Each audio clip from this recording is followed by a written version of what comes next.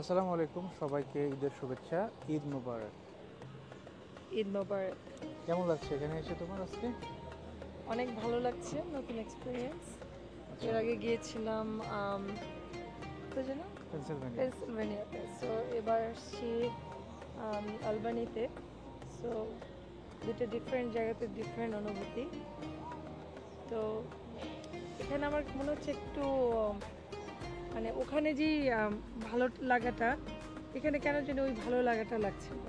তোমাকে যদি বলি কম্পেয়ার, যে তুমি পেনসিলভেনিয়াতে যাওয়ার পরে এখানে যে তুমি আসলা, সেই কম্পেয়ারটা যদি করতে বলি, তুলনা কেমন? তুলনামূলকভাবে আমার মনে হচ্ছে পেনসিলভেনিয়াটা বেশি ডিসিপ্লিন মেনটেন করে। আর আমরা যেহেতু এখানে অলমোস্ট বড়ই হয়েছি, ডিসিপ্লিনটা আমাদের সবসময় ভালো লাগে। সো এই জায়গাটা আমার কাছে কেন জানি মনে হচ্ছে অগোছালো, অপরিষ্কার।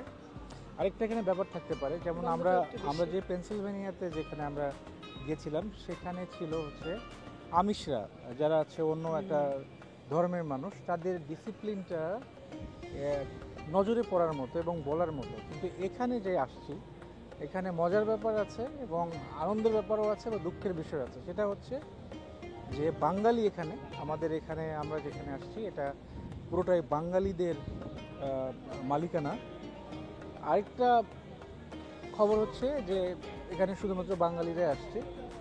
আর দুঃখের ব্যাপারটা হচ্ছে যে পেনসিলভেনিয়া, যে ওখানকার যে ডিসিপ্লিনটা, ওখানকার যে সৌন্দর্যটা, ওখানকার যে পরিচ্ছন্নতা, এখানে এসে মিস করতেছে। কারণ আমার ছেলে এসে এখানে একটু যার খারাপ অসুস্থ হয়ে লাগতেছে, গেছে। বেশি অসুস্থ হয়ে গেছে। বাচ্চারা বিশেষ করে একটা যারা খুব বেশি সেন্সিটিভ লাইক মি, আমিও অনেক সেন্সিটিভ। আমি ওখানে এসে যেমন গন্ধটা নিতে পারছিলাম না। ওই যে বললাম যে একটা কম্পেয়ার যদি করি, এই জায়গাটা বেশি ইনডিসিপ্লিন। আর পেনসিলভেনিয়াতে খুব ডিসিপ্লিন, তারা সব কিছুর সাথে সাথে পরিষ্কার করে ফেলছে। তারপরে মানে আজকে যাওয়ার পরে একটা, কালকে যাওয়ার পরে আরেকটা, তা না, সুন্দর একটা ডিসিপ্লিন মেনটেন করছে। আর দ্বিতীয়ত হচ্ছে ওখানে একটা যে লেক ছিল, তোমার মনে আছে? ছোট্ট একটা লেক লেক। ছিল ওই ওই চারিপাশে, তারপর যেটা মানুষ রান্না বান্না করছে, কোনো দুর্গন্ধ নাই, কোনো সোজা কথা কোনো মানে খারাপ কোনো স্মেল নাই, যেটা বাচ্চাদের জন্য মানে পরিবেশ এবং দূষণ করে সবচেয়ে বড় এরকম কথা, কোনো। ওখানে একটা খোলা একটা জায়গা ছিল। হুম, খোলা জায়গা থাকার কারণে বাতাসটার যে ইয়েটা, পাস করার যে ইয়েটা, সেটা খুব ভালো ছিল। কারণ এই এরিয়াটা হচ্ছে পুরোটাই পাহাড়ি এলাকা। আমরা এখন যেখানে দাঁড়িয়ে আছি, ঠিক এটার ঠিক পেছনে দেখা যাচ্ছে কিনা, একদমই পেছনে এখানে গরু দেখা যাচ্ছে। এই গরুগুলো এই জায়গাতে আসতেছে এবং যারা কোরবানি দিচ্ছে এই নামটা ইয়ে করে লিস্ট অনুযায়ী সেই গরুগুলো ওই জায়গা থেকে এখানে নিয়ে আসছে ও নাম্বার দেওয়া আছে এই জায়গাতে। এই খোয়ারটা এখানে ঢুকায় এর ভিতরে গিয়ে কোরবানিটা করা হচ্ছে। এস প্রসেসিংটা হচ্ছে এরকম, এখান থেকে এখানে ঢুকে কোরবানিটা এখানে শেষ করে ওই জায়গা থেকে গাড়ি করে নিয়ে আসছে এখানে, এখানে কাটার এখানে এসে জন্য। মাংসটাকে কাটার জন্য। processing করছে, মানে এবং final কেটে processing। এখানে ভাগ করে দেওয়া। I যেমন think I think this is the distribution center, right? হ্যাঁ, এখান থেকে মাংস ডিস্ট্রিবিউট করা হচ্ছে।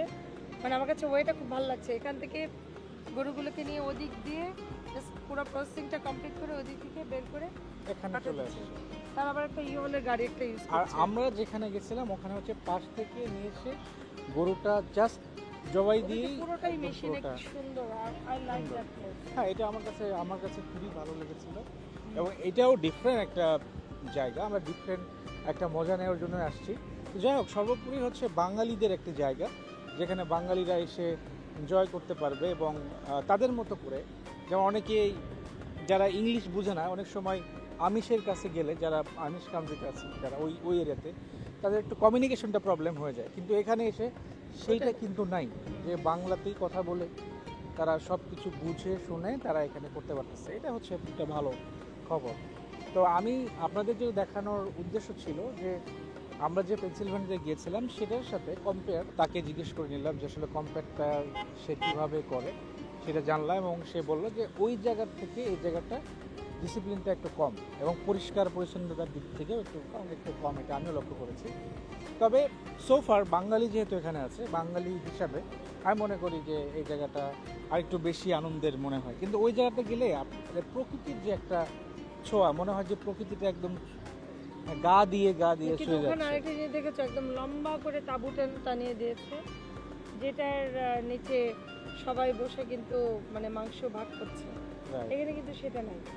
এটাও কিন্তু মিস করছি আমরা তাহলে। না এখানে তাবু আছে কিন্তু ওইরকম না না, যেমন এটা ওরা- মাংস কাটছে ওখানে না ওখানে খাওয়ার জন্য একটু খাওয়ার ব্যবস্থা জন্য। আছে তো আমি মাংস এটাই খাওয়া- বলছি হ্যাঁ যে হ্যাঁ ওখানে একটা তাবু ওখানে ছিল তাবু ছিল, মাংস যেখানে কাটাকাটি মাংসগুলো হচ্ছিল। কাটাকাটি হচ্ছিল। হুম। এটা খুবই একটা ভালো লাগার বিষয়। তো সবাই ভালো থাকবেন, আর ভিডিওটা যদি ভালো লাগে শেয়ার করে দিবেন। হয়তো অন্য কারো আমেরিকার কোরবানি বিষয়টা জানার খুবই আগ্রহ, যে কেমন করে কোরবানি হয়, অনেকের জানা নাই অনেকের যে জানার কোথায় আগ্রহ থাকে। কোরবানি হয়তো হয়। আপনি জানেন কিন্তু যে জানে না আপনার শেয়ারের মাধ্যমে হয়তো বা সে জানতে পারবে যে আমেরিকা। কারণ আমাকে একজন প্রশ্ন করছিল যে আমরা এখানে কোরবানিটা কিভাবে দেই, আমরা আসলে কোরবানি দেই কিনা, জিজ্ঞেস করছিল যে আমাদের মসজিদ আছে কিনা। হুম। তো অনেকেই জানেই না যে আমেরিকা অন্য একটা ধর্মের দেশ, অন্য একটা ধর্ম, মানে মুসলমান প্রধান দেশ নয়।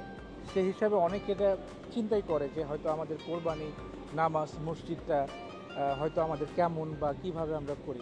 তো যারা দেখবেন অবশ্যই শেয়ার করে দিবেন, যেন মানে যারা জানে না তাদের দেখার একটা সুযোগ আপনার শেয়ারের মাধ্যমেই হয়তো সম্ভব। আমার ভালো মনে থাকবেন। হচ্ছে যে ডেসক্রিপশন বক্সে এখানকার অ্যাড্রেস এবং আমি অ্যাড্রেসটা ফোন দিয়ে দিব, নাম্বারটা যদি দিয়ে যদি দেওয়া যায়, আমেরিকায় ওরকম কেউ হয়। দেখে এখনো জানে না যে আমেরিকাতে কোরবানি দেওয়া যায়, হয়তো বা নতুন এসেছে তারা জানে না, এটা তাদের জন্য হেল্প হবে। ভালো থাকবেন, আবারও সবাইকে ঈদের শুভেচ্ছা, ঈদ ভালো মোবারক। থাকবেন, ঈদ মোবারক।